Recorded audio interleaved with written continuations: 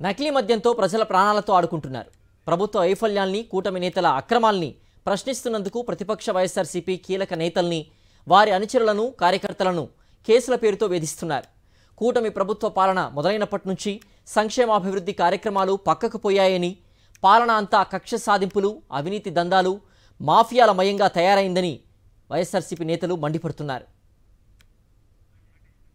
ఆంధ్రప్రదేశ్ను కూటమి ప్రభుత్వం భ్రష్టు పట్టిస్తోందని, రాష్ట్రాన్ని మధ్యాంధ్రప్రదేశ్గా మారుస్తున్నారని ధ్వజమెత్తారు మాజీ ఎంపీ మార్గాని భరత్. అధికార మండతో టీడీపీ నాయకులు మద్యం అక్రమాల్ని లీగలైజ్ చేసుకునే ప్రయత్నం చేస్తున్నారని ఆయన ఆందోళన వ్యక్తం చేశారు. మద్యం అక్రమ వ్యాపారానికి బైలాస్ కూడా రాసుకోవాలంటూ రాజమండ్రి నగర టీడీపీ అధ్యక్షుడు మజ్జి రాంబాబు మరొకరితో ఫోన్లో మాట్లాడడం దారుణమని ఆయన అన్నారు.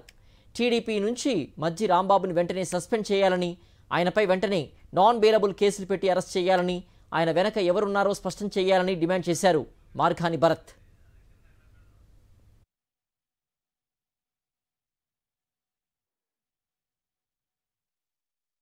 ఏపీ ఎక్సైజ్ యాక్ట్ ప్రకారంగా 37A 39/1-2 సెక్షన్స్ కిందన నాన్ బెయిలబుల్ అరెస్ట్ చేయాలి.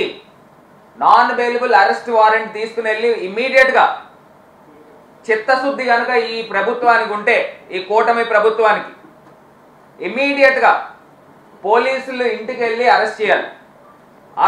ఇతనికి ఇంత సామర్థ్యత లేదు, ఈ వ్యక్తి అంత సీన్ లేదు, ఇంత డైరెక్ట్ గా ఫోన్లు చేసి మాట్లాడుతున్నాడు అని అంటే ఎంత దారుణంగా మాట్లాడుతున్నాడు. ఇతని వెనకాల ఎవరున్నారు? ఒకవేళ నిజంగా తెలుగుదేశం పార్టీ అధిష్టానం ప్రమేయం లేకుండా ఇది జరుగుతుంది అని అంటే ఇమీడియట్ గా పార్టీ నుంచి సస్పెండ్ చేయండి, ఇమీడియట్ గా అరెస్ట్ చేయండి. ఏ సెక్షన్స్ అయితే వస్తాయో ఆ సెక్షన్స్ ప్రకారంగా అరెస్ట్ చేయండి.